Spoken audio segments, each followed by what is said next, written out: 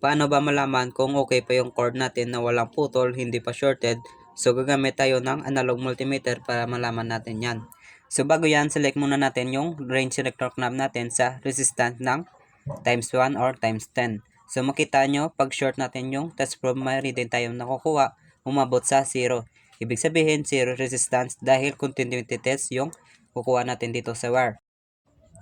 So sa pag-check ng cord natin na walang putol, so ganito lang gagawin.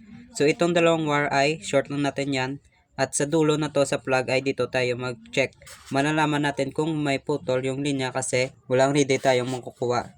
Nakita nyo may reading tayong makukuha dito, ibig sabihin goods yung linya natin dito. So walang putol. Ngayon check naman natin kung hindi pa shorted yung wire natin. So kapag mag-check tayo dito natin yan, check diretso na hindi naka-short or hindi magkadikit yung linya.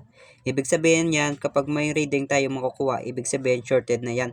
Malamang nag-loose na yung wire or nagkadikit na yung wire. So kapag gamitin natin yan, so short circuit na yan.